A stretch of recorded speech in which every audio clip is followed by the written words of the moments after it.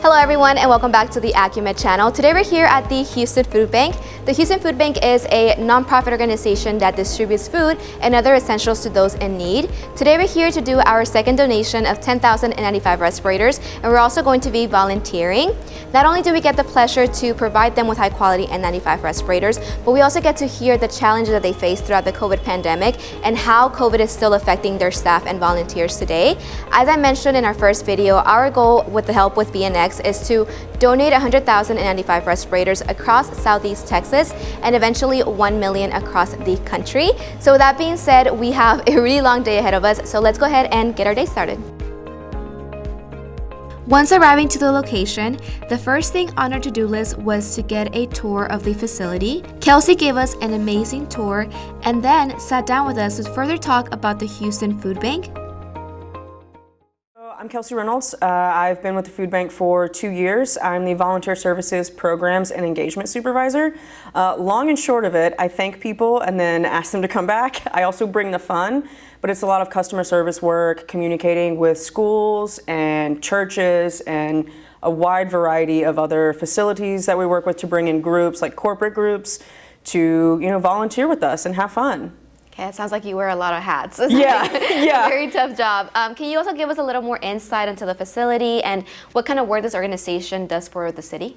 Yeah, so the Houston Food Bank serves 18 counties in Southeast Texas. We have a wide array of programs that we have to serve our senior citizens, our school-age children, and families, and also provide school supplies to teachers and, get people connected to mainstream benefits like SNAP and TANF and other things like that. What were some of the adjustments? I know that you had to have social distancing. Did you guys also change anything else when it comes to volunteering during the pandemic? We went from having thousands of people every day come in for shifts to having to set the max for 50 people. Wow. Yeah. So starting out, in 2019, we had like 84,500 volunteers for like our fiscal year. For 2021, we had 27,750 roughly. But our meals went from 104 million to 207 million. It doubled. Yeah. And we had no idea that was going to happen. But, because hunger doesn't stop. Yeah. And people lost their jobs. We had to figure out how to get food to people with the social distancing and like masking. So home deliveries is what we started doing. And we weren't doing that before, but it's something that we've kept doing because it works. So that was one thing. And then also neighborhood super sites. So the people didn't have to get out of their cars. We had volunteers that at different stations that would put the food in the back of their car, and then they would go along their way.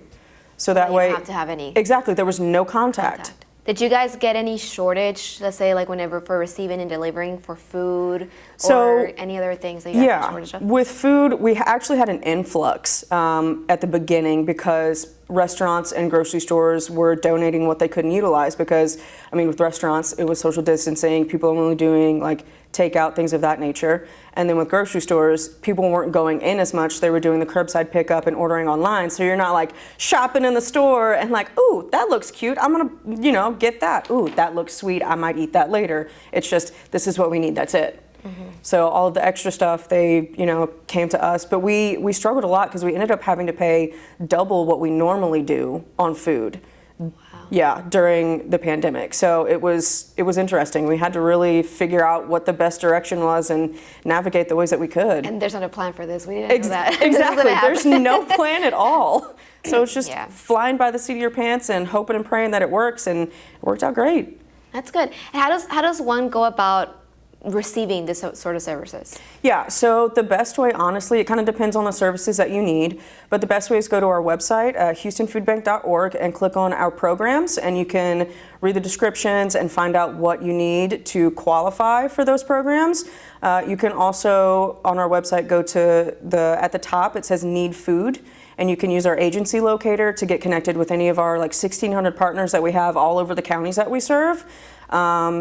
And then if not, you can also call the helpline. So that's 832-369-9390. And they can get you connected with the right person and the right program to get the services that you need.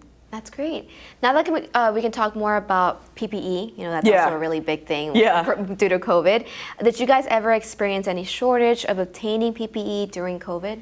We had a little bit of a difficulty in the beginning, but it ended up working out, and we found and were able to purchase what we needed.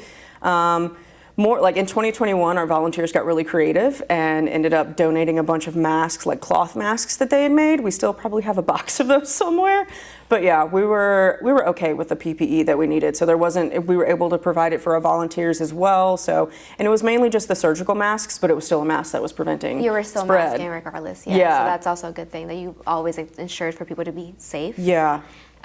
So now we would like to give you the floor and kind of talk more and whatever it is that you want to say to our audience. Yeah. So we would love to have y'all come out and volunteer with us. There are 3 different ways that you can give to the Houston Food Bank. You can host a food drive. You can donate money. $1 makes 3 meals. And then you can also come volunteer your time and volunteer with us and have a great time.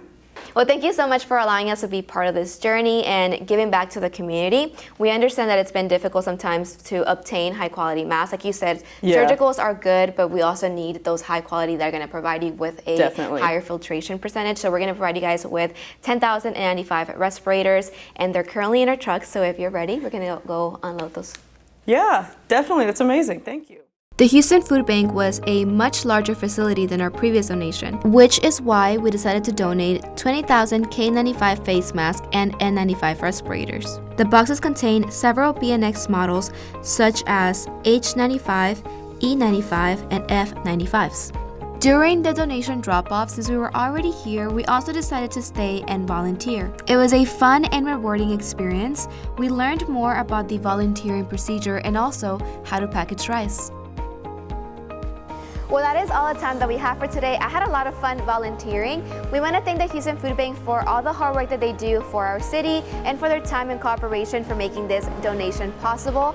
Our mission is to keep our community safe as we continue to fight coronavirus, and we are extremely grateful to have the opportunity to give back, and we know that it's been a tough few years. So if you are an organization in need of high quality N95 respirators, please make sure to check our website or email us at donations@bnx.com for further information.